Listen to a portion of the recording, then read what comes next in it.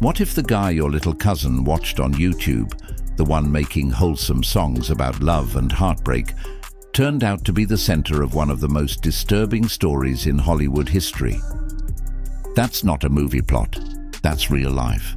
And right now, the name David Anthony Burke, better known to fans as David, is echoing through newsrooms, police stations, and the darkest corners of the internet. It all started with a smell. A foul, unmistakable odor drifting from a black Tesla parked in the Hollywood Hills. The kind of smell that makes you stop mid-step, cover your face, and reach for your phone. When tow yard workers finally popped the front trunk of that abandoned car, what they found shook the city to its core. The severely decomposed and dismembered remains of a teenage girl, later identified as Celeste Hernandez, a 15-year-old from Lake Elsinore, California. The Tesla, registered to none other than David Anthony Burke. At first, it seemed impossible.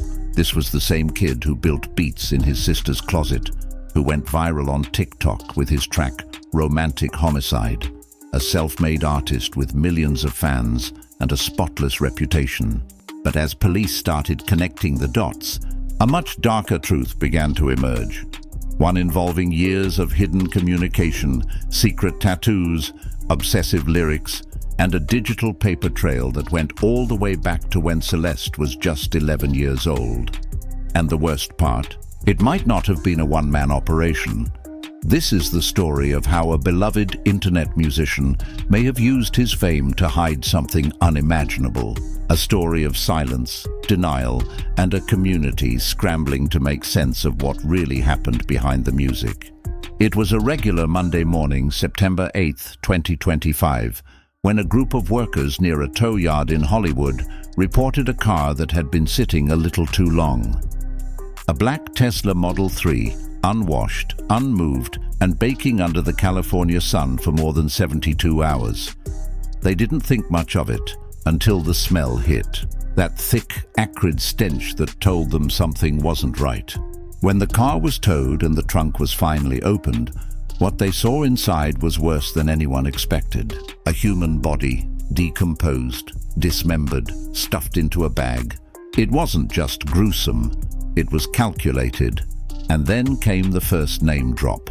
The Tesla was registered to David Anthony Burke, a 21-year-old rising music star with Texas roots. Millions of streams and a tour already underway for his latest album, Withered.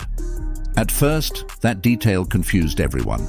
David was supposed to be on tour. In fact, he was performing in another state when the body was discovered. His team was quick to confirm his alibi, saying he was cooperating fully and had no idea how the vehicle ended up in Hollywood with a body in the front trunk. But then things started getting murky. Residents in the Hollywood Hills claimed that the same Tesla had been seen moving around their neighborhood for weeks, playing musical parking spots like someone was trying to keep it from being noticed. Not exactly the kind of thing that screams abandoned. The car hadn't been dumped. It had been rotated, like someone was trying to buy time. And here's where it gets even more chilling. The car was eventually left just 100 feet away from the Hollywood Hills house David had been staying in, a $4.1 million rental funded through his management. The message was clear. Whoever left that body in that car either didn't care about getting caught, or panicked so hard they couldn't think straight. But the most horrifying detail, it took over a week to identify the victim. That's how bad the condition of the remains were. Only a tiny red tattoo on her right index finger gave investigators a lead. And that tattoo, it was the beginning of the end for David. That red tattoo on the right index finger wasn't just a design, it was an identity. It belonged to Celeste Hernandez, a 15-year-old girl from Lake Elsinore who had gone missing earlier that year. And for more than a week, the coroner couldn't figure out who she was. Her body was too far gone, dismembered, decomposed, unrecognizable. But the ink gave her back her name, and once the police had a name, everything changed. Celeste wasn't a runaway. She wasn't some unknown girl caught in the wrong place at the wrong time. She was someone who had been reported missing multiple times, with her last disappearance logged in April 2025, when she was just 14 years old. And she wasn't found until September 8th, the day after what should have been her 15th birthday. That timing. Chilling. Like someone wanted her found on purpose. But here's the twist that broke this case wide open. When detectives released that tiny detail about the tattoo to the press, it triggered a phone call they never expected. Celeste's mother called in. She confirmed the tattoo. She confirmed the name. And then she dropped a bombshell. She said her daughter had been dating someone named David. Not just casually, but repeatedly. She had hung out with him several times, and the last time she ever saw her daughter was when she went to be with him. Now, let's pause right there. We're not talking about a fan who met a celebrity backstage once and took a photo. This wasn't an online crush or a celebrity fantasy. This was a pattern of interaction. This was a relationship, or something that dangerously resembled one, between a 21-year-old musician and a 14-year-old girl. And suddenly, the wholesome narrative around David Anthony Burke began to crack. For years, fans had known him as the soft-spoken, DIY artist who got his start making beats for Fortnite videos to avoid copyright strikes. The guy who rose from a Houston bedroom studio to work with big names like Zia and Keys, who got signed to Intercope Records and went viral with his hit song Romantic Homicide. But now, that come-up story started to sound like cover art for something much darker, because this wasn't just some random tragedy involving a fan. This was someone David knew, someone he had allegedly dated, contacted online, and who now turned up dismembered in a car registered in his name. And the digital trail. It was just beginning to surface. Police hadn't even scratched the surface yet. But the streets were already buzzing. The question everyone started asking was, how did David even know this girl? The answer is worse than anyone imagined. According to sources close to the investigation, the first contact between David and Celeste didn't happen through Instagram, TikTok, or even a fan meetup. It happened on Roblox. That's right, a kids' gaming platform. Back in 2021, Celeste would have been just 11 or 12 years old. And David, already 18, already building a music following, already gathering fans from the same platforms kids like Celeste used every day. From there, the communication moved, first from Roblox to Discord, and then to other private apps. And once investigators got their hands on archived messages from David's Discord server, everything changed. What they found wasn't just casual fan chat. It was a multi-year digital relationship that fit a pattern anyone with street smarts could see for what it was. Grooming.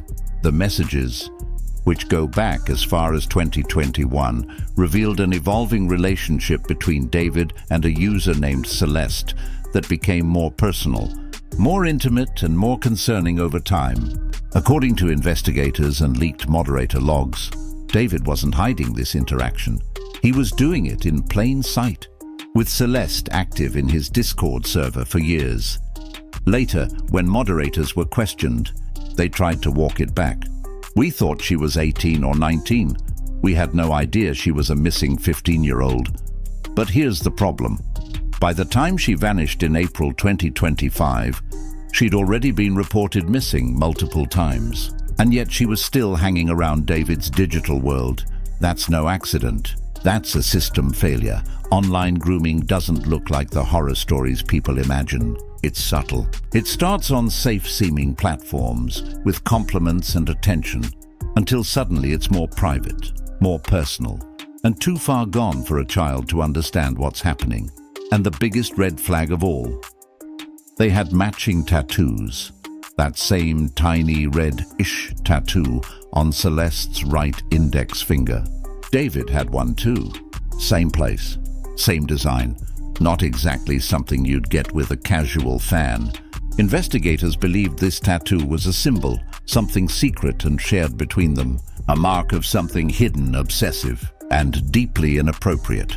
Fans pointed out that celebrities like Rihanna and Cher Lloyd have similar tattoos, but in this case, the context was damning.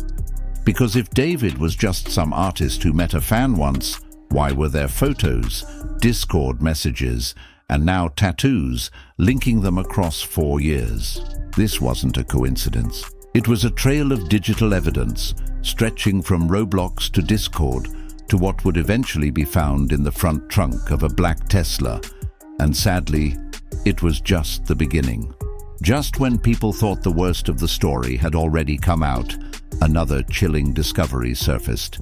A leaked demo, allegedly recorded by David in December 2023, was titled simply Celeste. And the lyrics? They weren't subtle. They weren't poetic. They were obsessive. Celeste, the girl with my name tattooed on her chest. Smell her on my clothes like cigarettes. I hear her voice each time I take a breath. I'm obsessed. It wasn't just the title, it was the details. The tattoo reference, the scent, the constant presence. It was the sound of someone consumed by a person. A very specific person. Let's break this down. If this song was really recorded in late 2023, that means David was writing about Celeste when she would have been just 13 or 14 years old. And remember, the tattoo lyric isn't metaphorical.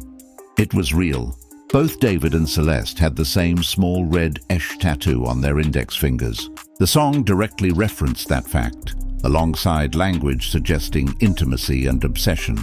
This wasn't a breakup ballad. This was a confession wrapped in melody, and fans started to realize something even more twisted. David had a history of tying his music to dates that mattered to Celeste. His biggest breakout hit, Romantic Homicide, dropped on September 7th, 2022.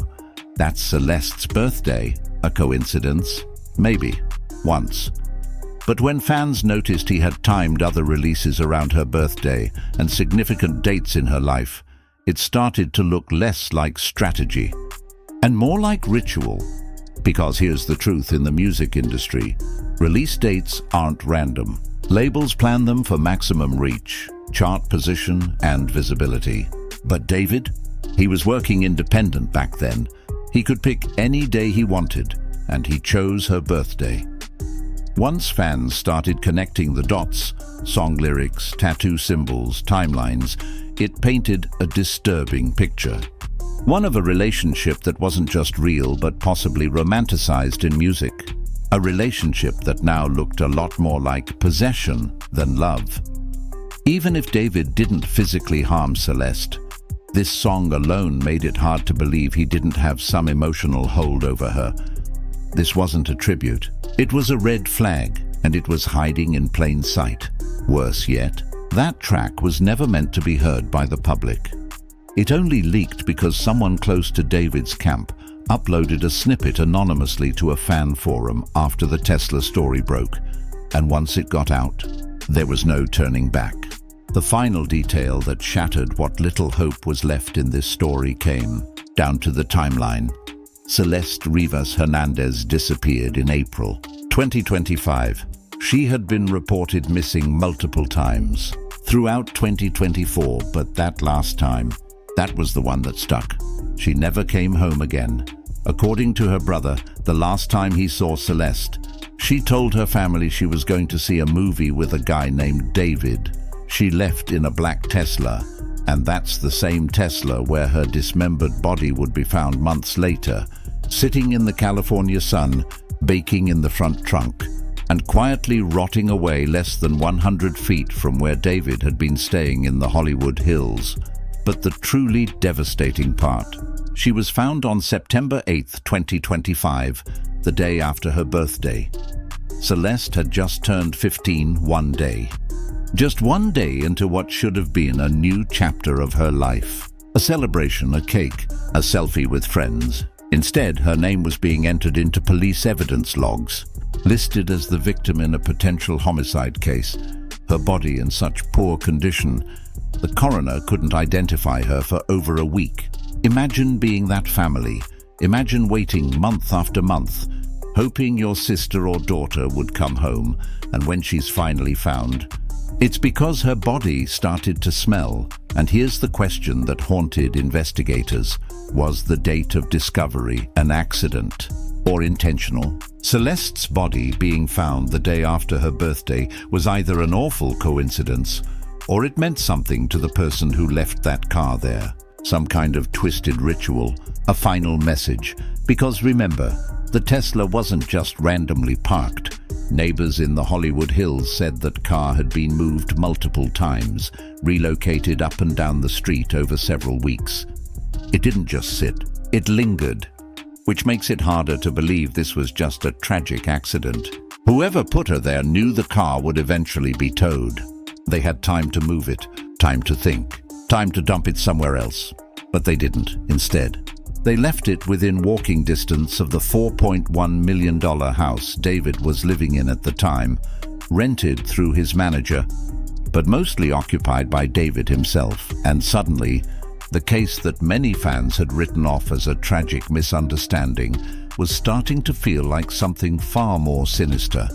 Because once you know the victim's name and the timeline and the proximity of the car to the suspect's home, you can't unsee it. At this point in the investigation, one question loomed larger than any other. How did no one say anything sooner? Celeste had been seen with David. She'd been on live streams backstage, even photographed in private homes. She had matching tattoos with him. She disappeared multiple times, and still no one blew the whistle. Why? The answer, investigators believe, lies in a combination of NDAs, loyalty, and fear. A cocktail that's become all too familiar in celebrity culture. David wasn't just a rising musician. He was a brand, a multi-million-dollar business backed by streaming platforms, merch deals, tours, and influencer partnerships. And when that kind of money is on the line, silence isn't just encouraged, it's enforced. Sources close to his team have quietly admitted that people in David's orbit were regularly asked to sign non-disclosure agreements. Not unusual in the entertainment world, but the kind of NDAs David reportedly used. They weren't just about keeping music leaks private. They allegedly included clauses that barred personal disclosure, even about things seen off stage, off camera, or inside private residences.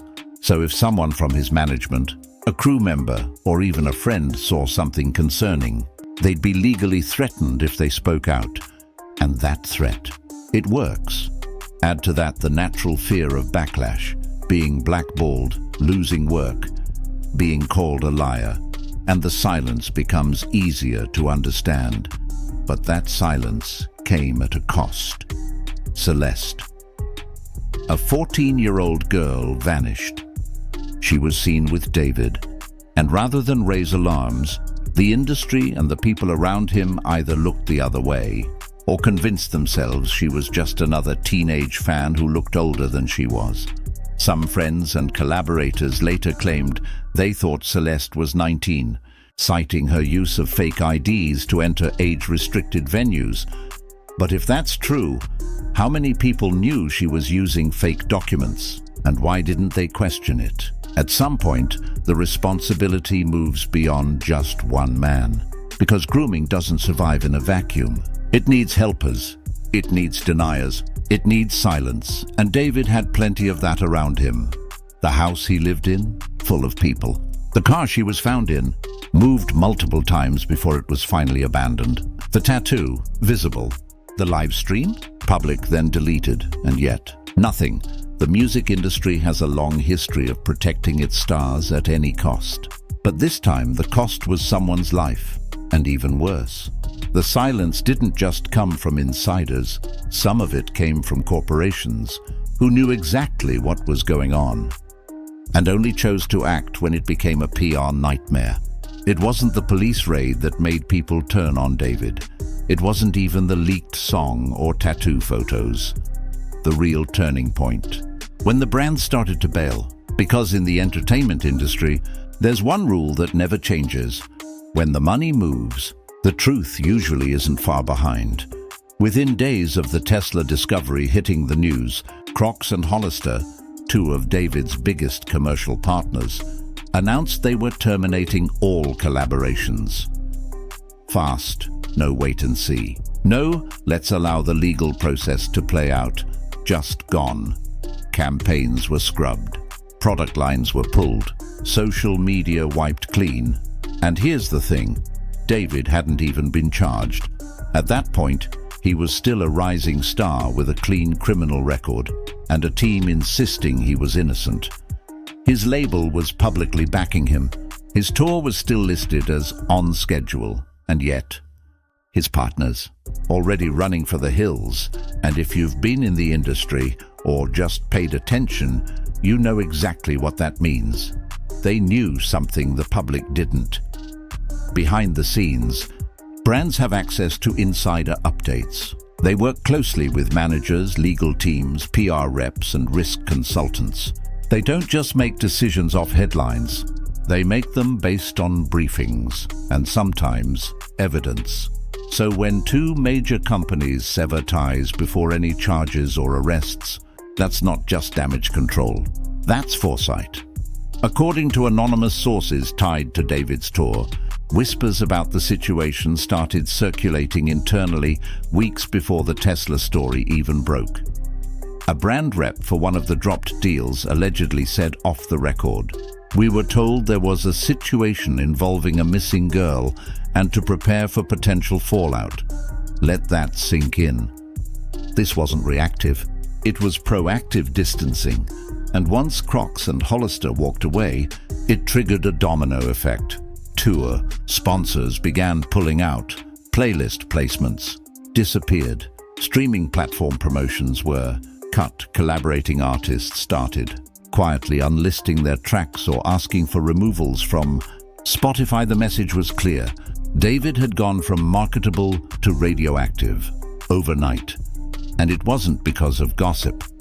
It was because the people with money on the line knew what was coming, and in a cold, calculating way.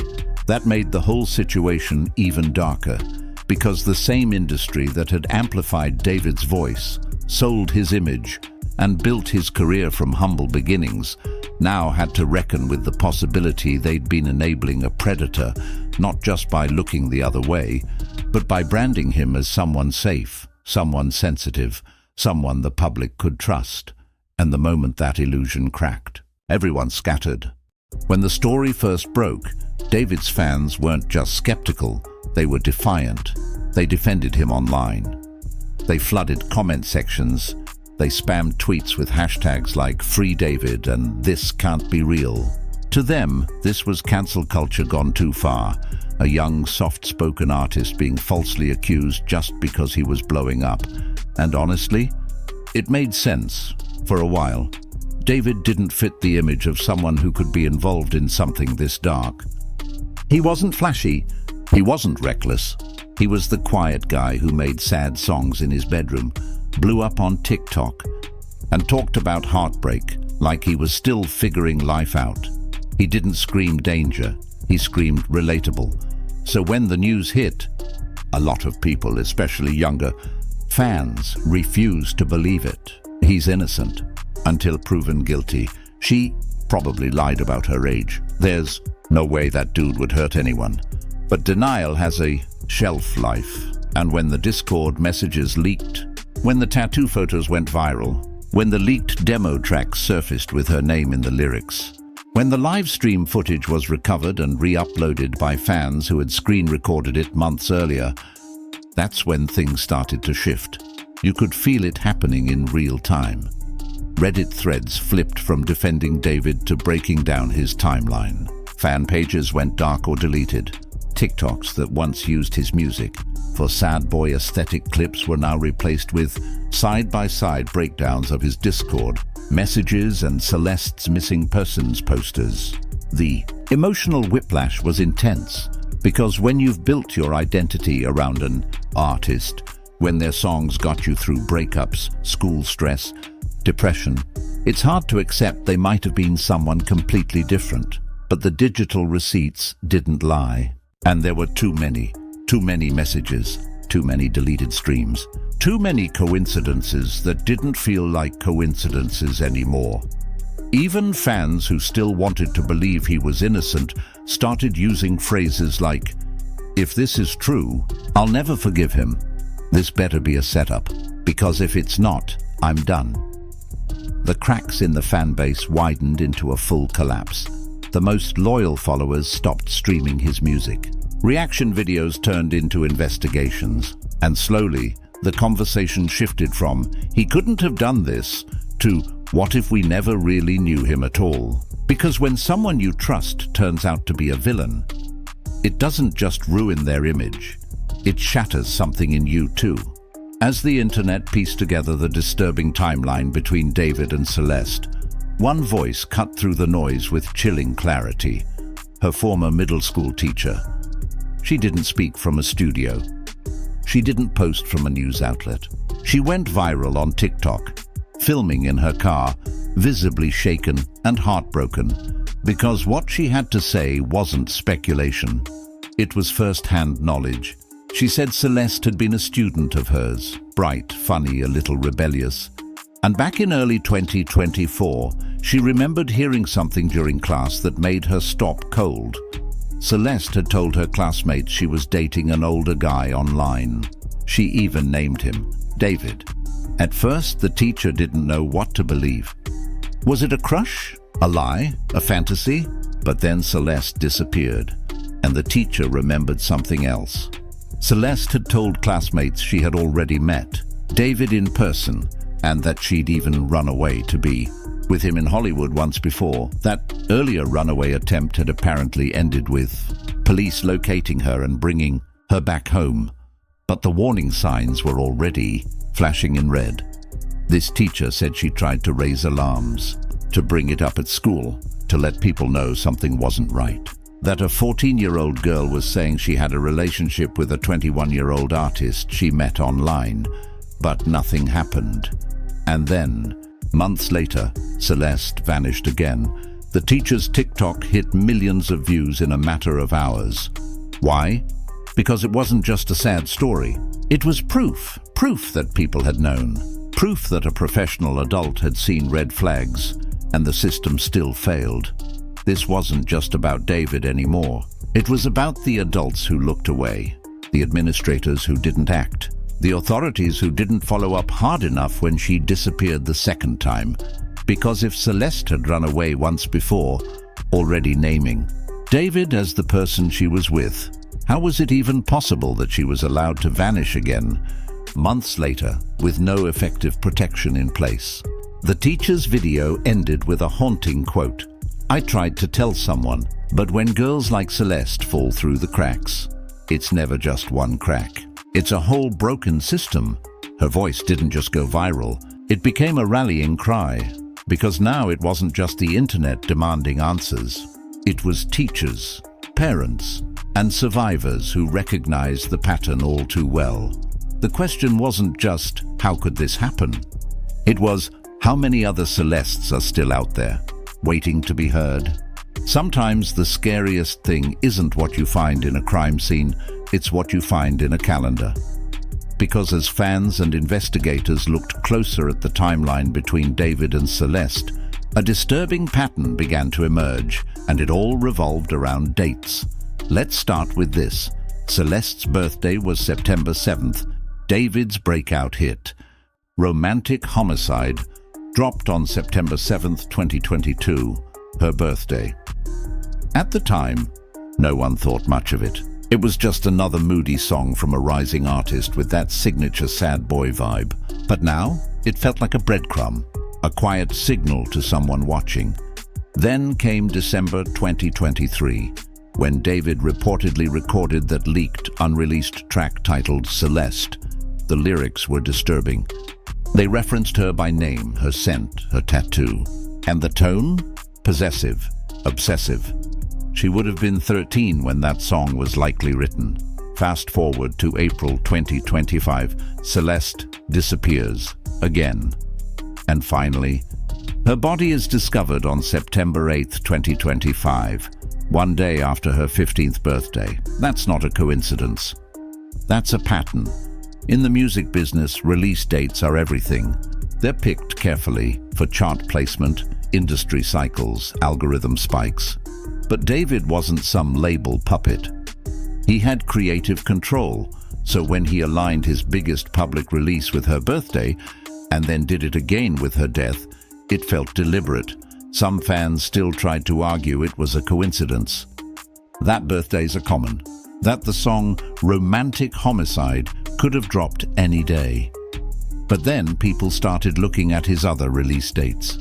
Instagram posts, merch drops, even live stream announcements.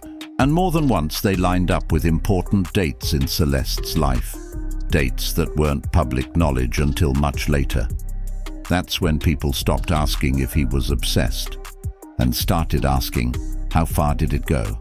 Because timing isn't just about marketing when you're obsessed. It becomes ritual. And if David was using Celeste's birthday as a symbolic marker in his music career, then her final appearance as a body in his Tesla, discovered one day after that same date, felt more like a twisted signature than an accident. It begged the terrifying question, was this some kind of message? A final act of control? And when you add in the song lyrics, the tattoo, the deleted content, and the body being found steps from his home, it starts to look less like a messy situation and more like a story that was being written all along. By the time the public started putting the timeline together, David's digital footprint was already shrinking. Videos vanished, accounts were wiped, live streams disappeared, but the internet has a long memory, and David had been too famous for too long to erase it all. One of the first pieces of evidence to re-emerge came from a January 2024 live stream, where David appeared with a young girl whose face was mostly hidden. Her voice, her build, her energy, unmistakably Celeste. In the stream, they joked, answered fan questions, and shared a familiarity that didn't just look like friendship. It looked like closeness, comfort, something that had been building over time. The live stream was deleted shortly after her disappearance.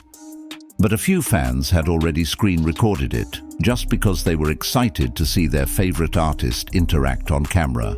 Now those same clips became key evidence, and that was just the beginning. TikTok sleuths and online investigators started digging through archived fan pages, Reddit threads, and old iCloud leaks. They began posting still frames showing David and Celeste backstage at shows. David driving a Tesla with a passenger whose face was turned away, Celeste appearing in mirror selfies where the Esh tattoo was visible. It wasn't just one or two images. It was a pattern spread across months, locations, and platforms. Then came the iCloud dump. A hacker claimed to have accessed a backup of David's old phone, releasing images that appeared to show David and Celeste together in private settings. These weren't concert venues or fan meet and greets. They were bedrooms, Airbnbs, recording studios.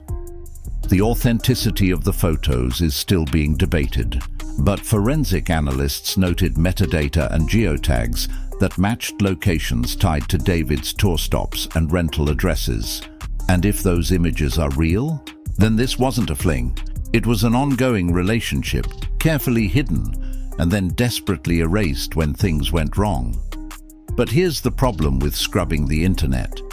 You can't delete what's already been downloaded. And as more deleted content resurfaced, the story began to collapse.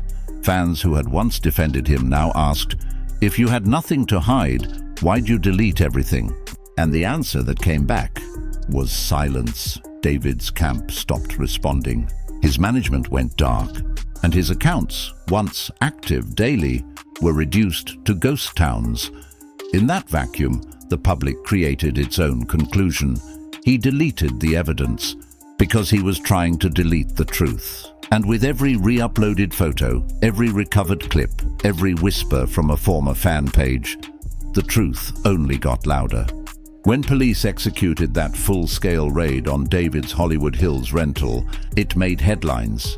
But what most people missed at the time was what detectives were actually looking for. Yes, they seized computers and hard drives. Yes, they walked out with bags of electronics. But according to sources close to the case, they weren't just chasing digital breadcrumbs. They were searching for blood using luminol, a chemical that glows when it contacts. Even the tiniest trace of blood.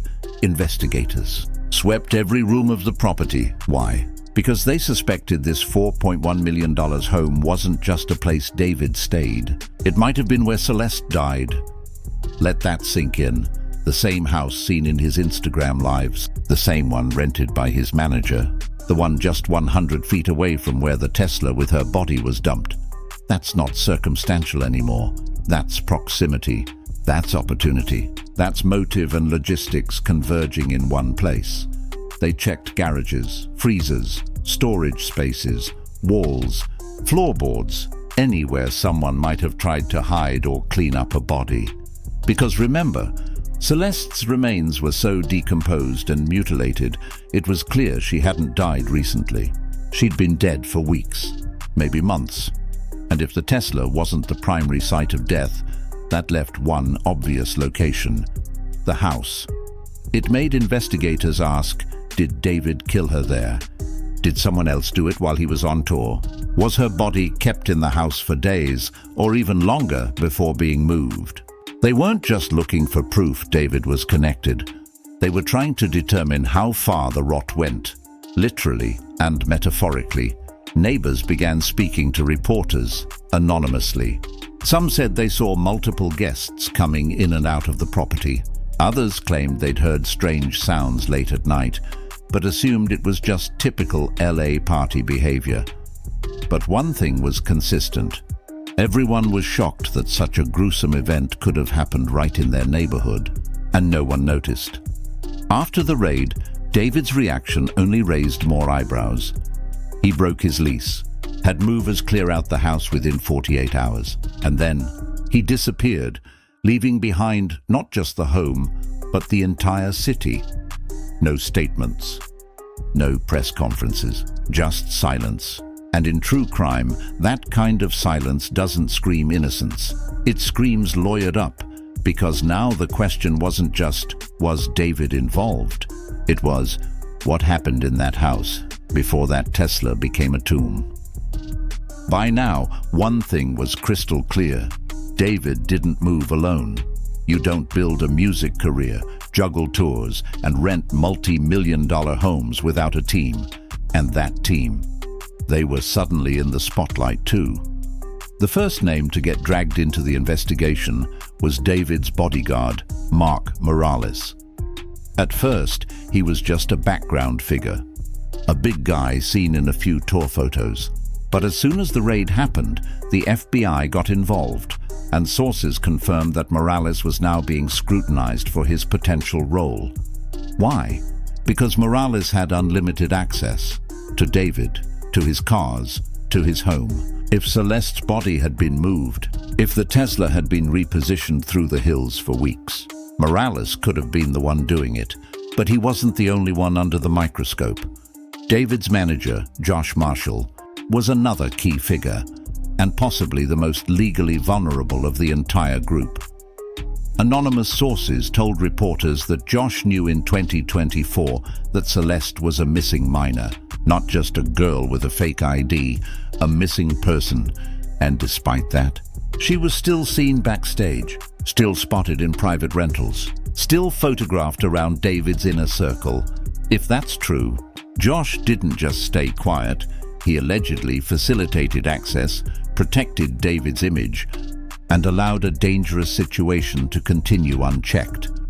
Which raises a critical legal question, even if David didn't kill Celeste. Did his team knowingly harbor a missing child?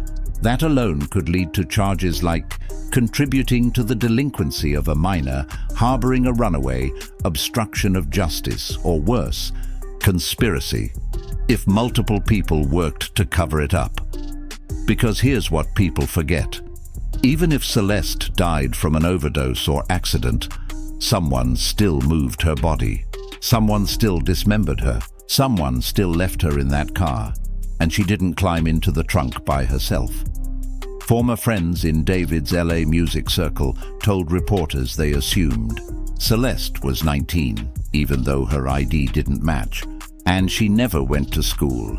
They chalked it up to industry, things, thinking she was just another groupie with connections. But that's exactly how predators operate. They rely on people not asking questions, not checking IDs, not digging too deep. And in the case of Celeste Rivas Hernandez, everyone looked away until it was too late. Now, the silence has cracked, and the question facing investigators isn't just who killed Celeste. It's how many people helped make her disappear long before her body was afi. As of now, David Anthony Burke hasn't been charged with anything, not with murder, not with manslaughter, not even with obstruction. And to many, that's the most infuriating part of this entire case, because from the outside, it looks like everything is right there. A dead 15-year-old girl found in a car registered to him. A years-long digital trail of communication, matching tattoos, a song that referenced her by name and scent, deleted live streams, iCloud leaks and photos that place them in the same private spaces. But legally, prosecutors need more than a narrative. They need forensic proof. And that's where things get complicated. According to legal experts following the case, the autopsy report is still pending, and until a cause of death is officially confirmed, prosecutors are in a dangerous position, because if they charge David with murder and can't make it stick, that's it. Double jeopardy kicks in. They can't try him again for the same crime, even if new evidence surfaces later. So the LAPD is moving slow, careful, methodical. They've got the house raid evidence. They've got digital forensics underway. But what they don't have, at least not yet, is a body that tells the full story. One private investigator, Steve Fisher, weighed in publicly. He suggested that Celeste may have died of an overdose, which, if true, changes the entire legal battlefield. Because even if David didn't kill her directly, if she overdosed in his home with his knowledge and was dumped and dismembered afterward, that's still a crime. And then there's the public pressure. Every day that goes by without an arrest, social media campaigns demanding justice for Celeste grow louder. Vigils have been held in her hometown of Lake Elsinore.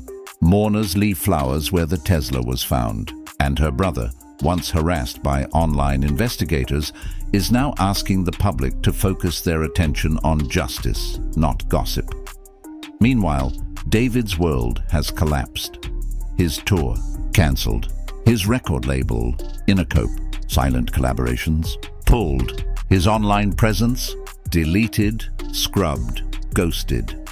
What started as a potential scandal has become a career-ending, life-altering investigation, and not just for David, but for every person who helped keep his secret. The biggest question left is, if Celeste was groomed, trafficked, maybe even killed, will anyone be held accountable? Celeste Rivas Hernandez never got to see her 15th birthday. She never got to post a birthday selfie. She never got to start high school. She never got justice. What she got was a secret tattoo, a place in a trunk, a slow, quiet death, and a story that the industry tried to erase. But the truth didn't stay buried, not this time. Now, as investigators work behind the scenes and the public demands answers, this story has become something bigger than David. It's about the adults who failed Celeste. It's about the silence that protected a predator. It's about what happens when fame becomes a shield and a weapon, because behind every viral hit, every moody live stream, and every carefully crafted sad boy persona was a girl, a real girl, who didn't make it out. And here's the question that will haunt this story forever. Was this a tragic accident or a carefully covered up crime? Because the best case scenario, he's a groomer who left a child to die. And the worst case? He's something even darker. So now we ask you, is David just another fallen star? Or was he always hiding a darkness that we refuse to see? Drop your thoughts in the comments. Let us know if you think justice will ever come. And more importantly, remember Celeste.